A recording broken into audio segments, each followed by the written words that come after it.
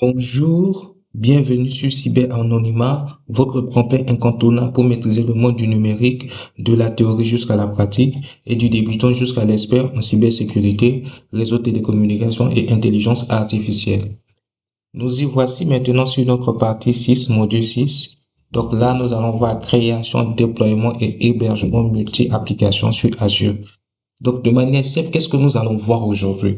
Nous allons voir comment créer une machine virtuelle.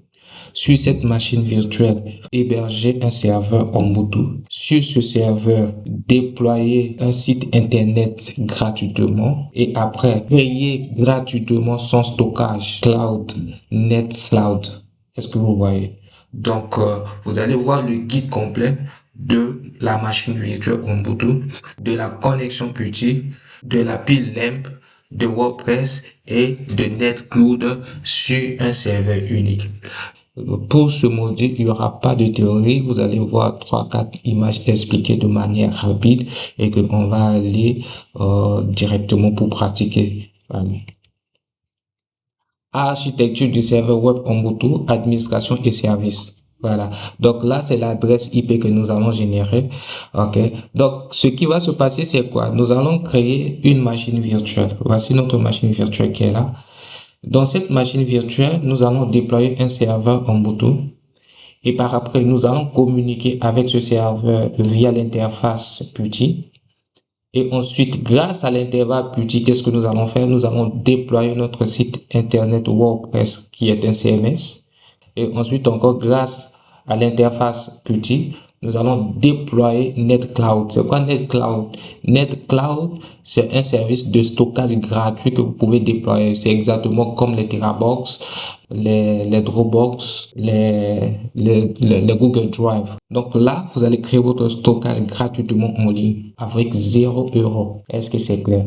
Et maintenant, qu'est-ce qu'on va faire? Avec FileZilla maintenant, on va rentrer en contact avec ce serveur pour voir tous les services qu'on a eu à déployer sur ce dernier. Ça veut dire grâce à FileZilla, on va voir le dossier racine de WordPress de Nextcloud. Est-ce que c'est clair? OK.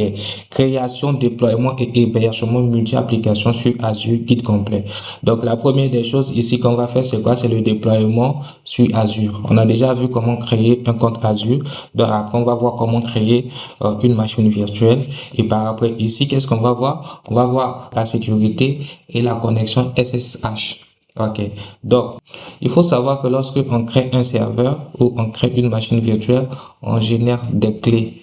Voilà, cette clé, ça nous permet de nous connecter sur notre serveur grâce à l'interface PuTTY. Est-ce que vous voyez? Et par rapport pour déployer Nextcloud ou WordPress, on a besoin de configurer la pile LAMP, c'est-à-dire Linux, Nginx, MySQL et PHP. Voilà. Est-ce que vous voyez? Et également, au niveau de la configuration, il faut faire très attention. La première des choses à faire d'abord ici, c'est quoi? C'est de déployer d'abord WordPress et après, Nextcloud viendra en tant que sous-dossier. Parce que si vous ne faites pas bien, vous risquez d'écraser les dossiers de WordPress. Est-ce que c'est clair? OK. Déploiement serveur Ubuntu et application web. Création sur Microsoft Azure, connexion PuTTY et hébergement simultané. Voilà, donc voilà, c'est comme ça que notre architecture sera organisée. Donc au milieu, on a notre interface PuTTY, notre console PuTTY qui va communiquer directement avec nos ressources, que ce soit la machine virtuelle ou le serveur ou les applications web, à savoir WordPress et Nextcloud. Voici notre TP Lab. Notre TP Lab ici, c'est quoi? Donc, on a déjà fini de déployer tout notre service. On a notre machine virtuelle. Sur la machine virtuelle, on a déployé notre serveur web Ubuntu. Et voici son adresse IP. Et par après, on a connecté notre serveur ainsi que notre machine virtuelle grâce à notre console ou notre interface ou bien notre terminal PuTTY. Et grâce à PuTTY, on a pu installer WordPress et Nextcloud. Et maintenant, grâce à FileZilla, on a pu aller dans les racines de notre serveur pour voir les dossiers racines, les dossiers sources. Et maintenant, on va se déconnecter et grâce à notre téléphone, on va installer Kali là-dessus. On va agresser notre serveur. Ça veut dire qu'on va faire une attaque offensive du serveur pour voir comment le serveur va réagir et pour voir est-ce qu'au niveau du journal des événements, il y a des logs de connexion de notre part ou bien comment le serveur va réagir, comment le serveur va se défendre. Voilà, on va aller directement maintenant sur notre pratique. Ok, on va se connecter sur le portail. Voilà, portail. Ok, voici notre portail. Très bien. On est déjà connecté sur notre portail. Voilà, qu'est-ce qu'on va faire? On va faire créer une ressource. Et là, c'est quoi? C'est machine virtuelle. Bon, moi, je vais pas créer la machine virtuelle, mais je vais vous expliquer les étapes nécessaires pour y parvenir. Ok. Voilà, donc on va choisir celui-ci et par après, on va faire continuer à créer une machine virtuelle. Voilà. Je vais donner juste des détails très importants et utiles pour vraiment bien créer sa machine et de déployer sa machine. Donc ici, bon, je vais prendre cyber anonymat. Voilà. Voici ici, voici le nom de votre machine. Donc ici, je vais mettre Ubuntu. Bon, je mets serveur Ubuntu, serveur Ubuntu. Voilà. Donc, vous voyez, après vérification, voilà le nom, il n'y a pas de problème. Ok. Donc, je vais cliquer sur celui-ci. Voilà. Et il y a une partie très importante, c'est le nom de votre machine. Voilà. Le nom de votre machine. Très, très bien. Donc, ici, voici au niveau de clé publique SSH. Ne cliquez pas sur mot de passe. Pourquoi? Parce que ici, c'est un serveur. Vous voyez, c'est un serveur. Donc, imaginez-vous que si n'importe qui a le mot de passe, n'importe qui peut se connecter là-dessus. Donc, c'est bon de garder la clé publique SSH. Voilà, parce que grâce à cette clé publique, vous allez pouvoir vous connecter avec Putty et vous allez pouvoir vous connecter également avec FileZilla. Ok. Et là, n'oubliez pas, c'est très très important. Voilà, ça c'est très important. Oh, désolé. On est où ça? Voilà, là c'est très très important. C'est où voilà, nom d'utilisateur. Donc ici, vous allez taper un nom d'utilisateur que vous allez garder. Imagine si je tape cyber, cyber, cyber, bon, je tape cyber France. Voilà, cyber France 33. Oh, bah, tout est minuscule. Cyber France 33. Est-ce que vous voyez Cyber France 33? Donc, je dois garder Cyber France 33 là. Parce que par après, lorsque je dois me connecter dans mon terminal, on a besoin de ça. Si tu n'as pas ça, ça veut dire que ça sert à rien. Tu peux pas te connecter. Ok. Et maintenant, voici notre format de clé également. Ça doit être, voilà, votre identité RSA. Voilà, votre format SSH de clé. Ok. Et donc là, le nom de clé, ce qui va se générer par rapport pour que vous allez télécharger.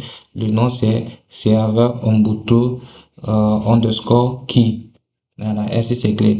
Et maintenant ici, vous allez faire vérifier et créer comme on a pu faire ça hier, vérifier et créer. Et n'oubliez pas, vous téléchargez la clé sur votre ordinateur. N'oubliez pas ça. Et une fois téléchargé, vous allez déployer votre machine virtuelle. Donc, si la machine est déployée, on revient ici dans les sources. Voilà, dans les ressources, pardon. Voilà, très bien. Voici la machine que j'avais déployée hier. C'est Ubuntu Server. Voilà. Donc, voici, on va voir les informations. Ok. Voilà, très, très bien. Donc, vous voyez, notre machine, ça travaille toujours. Ok.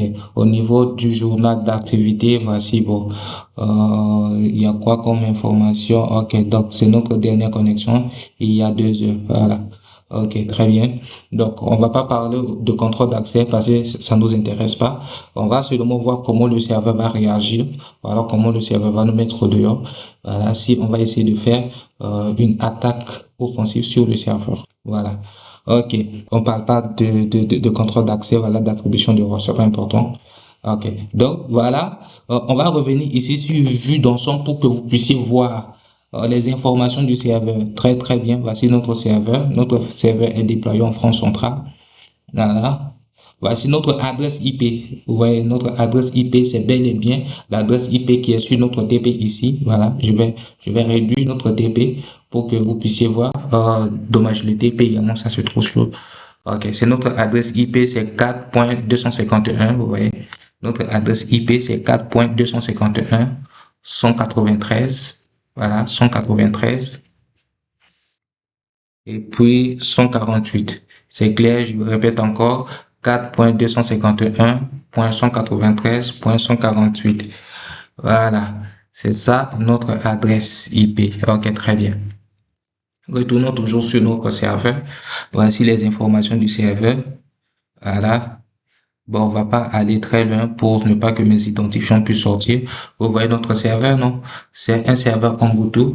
Ubuntu fait partie des distributions Linux. Voilà. Notre système, c'est sur 64 bits. Voici la version. La version, c'est 2.16.0.2. OK. Donc, pour ne pas trop parler, voilà. Qu'est-ce qu'on va faire? On va ouvrir notre console PuTTY. Donc, il faut télécharger PuTTY. C'est clair, vous devez télécharger PuTTY.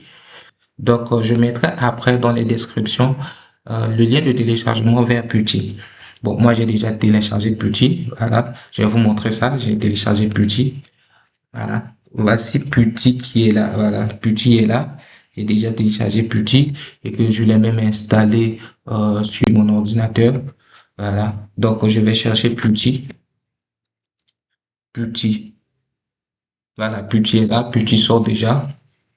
Ok, donc pour se connecter à PuTTY, je dois me servir de mon adresse IP parce que hier j'ai déjà configuré. Bon, je vais faire ça, je vais refaire ça pour que vous puissiez voir.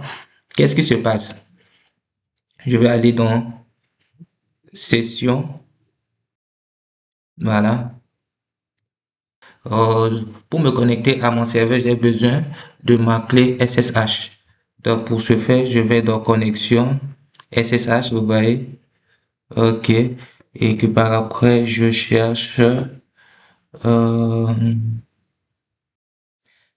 authentification, voilà, authentification, et je clique sur Credential. Donc, Credential, vous pouvez voir, on me demande de faire quoi? De mettre ma clé. Voilà. Donc, hier, j'ai eu à convertir. Voici, c'est ça, c'est ma clé SSH. Ok. Donc, je vais mettre ma clé. Voilà, c'est très bien. Et maintenant, je retourne encore dans Session. Voilà. Dans Session ici, je mets mon adresse IP. Est-ce que ça va partir? Ça va sortir? Bon. Je mets l'adresse IP, ça fait 4.251.193.148. Et que là, je fais Open. Voilà. Donc, ici, on demande mon mot de passe. Donc, je dois me connecter à mon mot de passe. Son mot de passe est, voilà. Voilà, très bien. Donc, comme vous pouvez le voir, on est bel et bien sur notre machine virtuelle. Donc, là, on est en train de communiquer effectivement avec notre serveur. Vous regardez, c'est notre serveur qui est là, notre serveur Ubuntu qui est là, voilà. Donc, je vais effacer. Donc, c'est le principe. Le principe ici, c'est quoi? Le principe ici, c'est Linux. Voilà. Donc, je vais mettre même notre serveur à jour. Donc, je fais sudo apt et puis update. Voilà, je mets notre serveur à jour. Très bien. Vous voyez, voilà, notre serveur, ça travaille très, très bien. OK. Notre serveur, ça travaille exactement très bien, comme on le voit ici. Voilà. Et bon, il y a beaucoup d'étapes. Je sais pas comment vous montrer ça.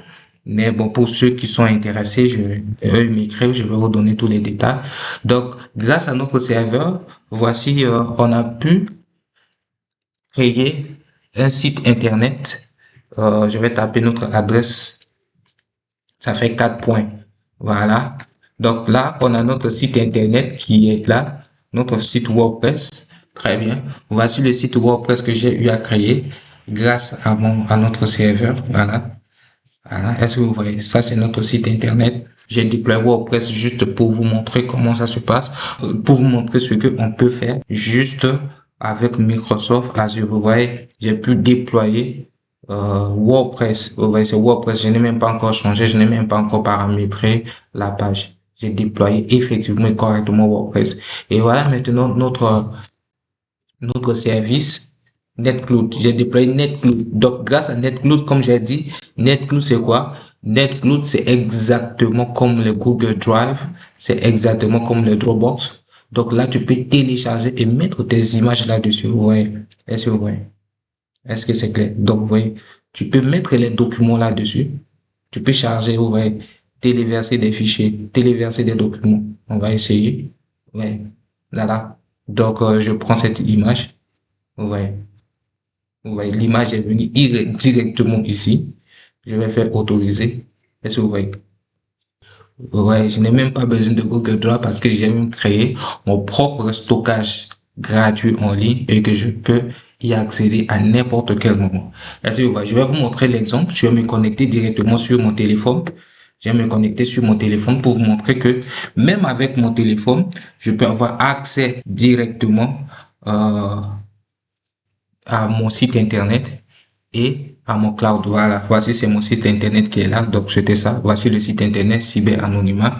Je peux avoir accès directement également à mon cloud. Voici, je vais me connecter sur le cloud en tapant sur le mot notre adresse IP. Voilà. Ah ben, je vais taper directement sur l'ordinateur. Ça fait 4. Voilà. Très bien. Voilà. Est-ce que vous voyez? Donc, comme vous pouvez le voir, depuis mon téléphone, j'ai accès à mon stockage en ligne, donc n'importe où, omniprésent avec moi. Est-ce que vous voyez? Voici ce que je viens à peine de mettre à l'intérieur. Est-ce que vous voyez? Voilà. Et maintenant, notre deuxième étape, c'est quoi? Notre deuxième étape, c'est de pouvoir euh, nous connecter avec FileZilla pour voir les racines de notre site. Donc, voici FileZilla est là. On va connecter à notre FileZilla pour voir les racines. Voilà, je vais réduire FileZilla également. Ok, voici FileZilla est là. Voilà. Donc, on va se connecter avec notre site seulement. Voilà. Ça fait super anonymat, c'est un peu joli à voir. Ok. Donc, comme je vous ai dit, j'ai déjà presque tout fait. Ok. Et donc, je viens ici pour voir les configurations très très bien. Donc là, on va se connecter sur le port 22. Voilà. Et puis ici, je vais taper connexion. Voilà. Comme vous pouvez le voir, regardez ici. Là, c'est notre machine locale ici. Donc, tout ce qui est ici à gauche, c'est notre machine locale. Et tout ce qui est ici à droite, c'est notre site internet. Est-ce que vous voyez? Voici. Voilà. Voici, c'est ça notre site internet. On peut remonter même jusqu'à à notre fichier home pour voir ce qui se passe à l'intérieur. Voilà. Voilà. Est-ce que vous voyez? Est-ce que vous voyez? Voici, c'est notre site internet. Là, on a les fichiers route. Voilà. Route, permission refusée. Bon, on va chercher notre fichier home. Notre fichier home. On va chercher notre dossier home, pardon. J'ai dit fichier, c'est notre dossier. Dossier home. Voilà. Ouais, dans notre dossier home, voilà. Ça, c'est notre site internet qui est là, déployé. Donc, on peut modifier les choses ici. Donc, lorsque vous utilisez FileZilla, le but de FileZilla, vous pouvez même créer votre site. Exemple, je pouvais créer WordPress en local et grâce à FileZilla, transférer WordPress depuis ici jusqu'à notre site internet sur notre serveur. Est-ce que vous voyez? Ok. Très bien. Donc là, on va fermer FileZilla. On va chercher à attaquer, notre site, notre serveur pour voir comment le serveur va réagir. Donc, je vais réduire ça pour voir notre téléphone. Ok, on a seulement besoin de l'adresse IP. Je vais agrandir un peu. Très bien. Voilà. Voici notre téléphone. Je vais allumer notre téléphone d'abord. Voilà, notre téléphone est allumé. Ok, très bien. On va sortir. On va sortir totalement même du téléphone. Ok, et donc, qu'est-ce que je vais faire? On va pas aller dans Kali Linux. j'ai installé Kali Linux sur le téléphone. Donc, c'est sur mon téléphone qu'on va tester notre serveur pour voir comment le serveur va agir. Ici, ça sera pas de l'OSINT, mais ça sera une attaque offensive. Est-ce que c'est clair? Donc, je vais voir comment le serveur va réagir. OK. Donc, j'ouvre Thermus. OK. J'enlève tout ça. Clean. Voilà. Donc, vous pouvez voir même, Thermus a les mêmes fonctionnalités que que Kali Linux, c'est la même chose, je vois, mais bon, Thermus est limité. Est-ce que c'est clair? Donc, pour ce faire, j'ai installé Kali Linux dans Thermus pour permettre à ce que les choses puissent bien se passer. Ok, donc on va appuyer sur Q. Voilà. Donc, pour accéder à Kali Linux sur notre téléphone, on va appuyer sur ProRoot. Voilà. Bon, je vais vous montrer quelque chose d'abord. ProRoot distro. Ok, imaginez-vous si je fais liste, vous allez voir la liste des machines qu'on peut installer sur le téléphone. Est-ce que vous voyez? Voilà. On a Adeli, on a Alma, on a Alpine, on a Arch Linux. Bon, on a déjà ça. On a Altix, on a Chimera, on a Debian, on a Deepin, on a Fedora, on a Manjura, on a OpenSUSE, on a Oracle, on a Pardus, on a Rocky, on a Thermus, on a Triskel, on a Ubuntu et on a Void. Donc, vous voyez, il y a plusieurs machines ici qu'on peut installer sur notre téléphone. Mais bon, ce que j'apprécie bien, c'est Kali Linux et Debian. Donc, je vais faire ProRoot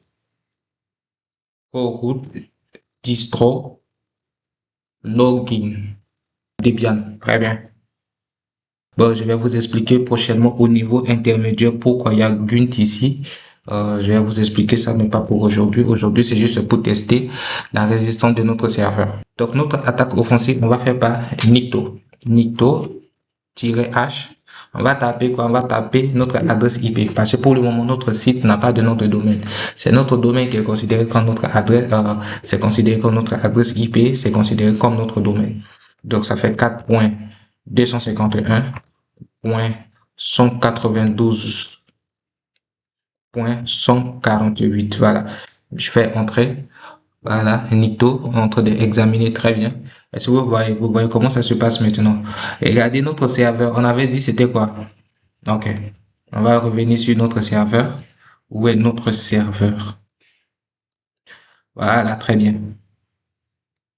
Voilà. Regardez, on avait dit quoi?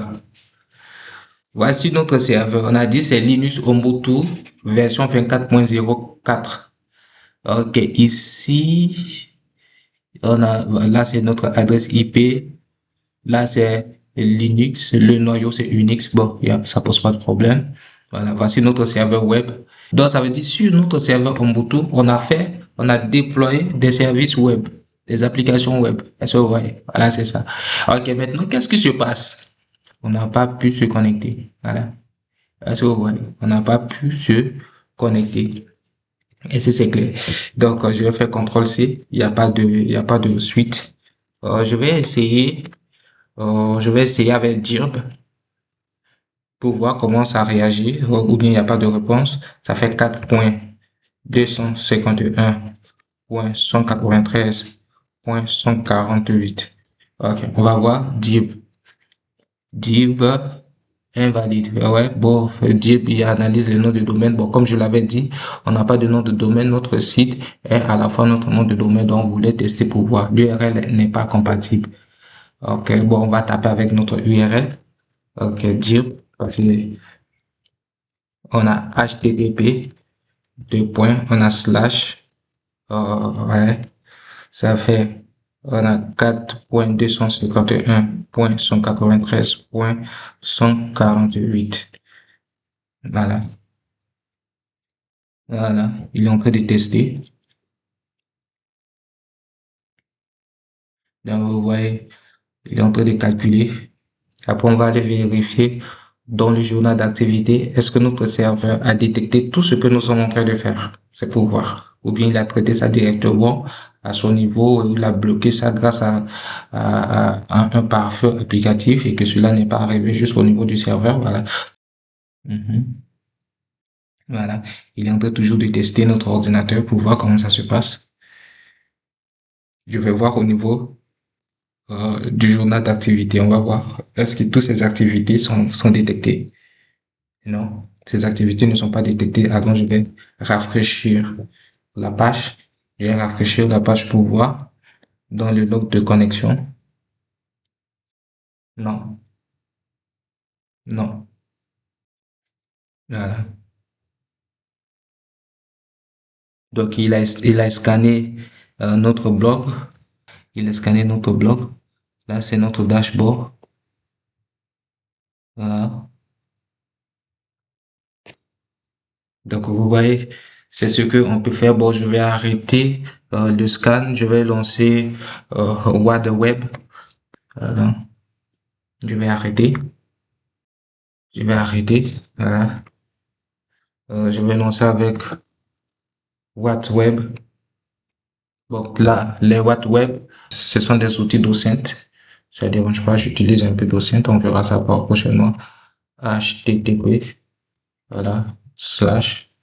On a 4.251.193.148. Voilà. OK. Voilà. Ça nous dit quoi? Country United States. Notre serveur HTTP, voilà. Notre serveur HTTP, effectivement, c'est Linux. Il est scanné ça, très bien.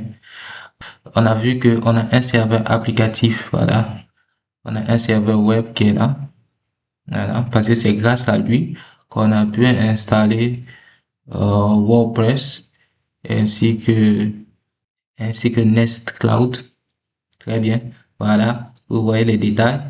On a notre adresse IP qui est là. Voici, on a utilisé jQuery, voilà, pour générer notre site. Notre site est en WordPress. Est-ce que vous voyez les failles? Notre site est en WordPress. Voici la version de notre WordPress qui est 4.0.4. Voici, voilà.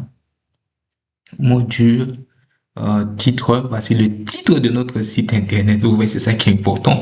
Le titre de notre site web. Le titre de notre site web ici, c'est cyber anonymat. Tout le monde peut voir. Je peux taper ici. On va voir ça. Ça fait 4 points. Voilà, c'est ça. Vous voyez, le titre de notre site internet. Est-ce que vous voyez? Il nous a donné ça ici, WhatWeb. Ouais. Voilà. OK. Donc, c'est WordPress. Voici la version de notre CMS et de notre serveur web qui a permis l'hébergement de notre WordPress. Est-ce que vous voyez? Donc là, déjà, un hacker, il peut réfléchir sur la version de WordPress et chercher les failles. Voilà, parce que notre serveur, on voit que notre serveur ici, il est bien robuste, sans mentir. Là, il n'y a rien à dire dessus. Donc, c'est ici que pourrons faire notre programme d'aujourd'hui. Merci pour votre suivi. Si vous avez des questions, n'hésitez pas à nous les poser et que nous serons ravis de vous répondre. Merci.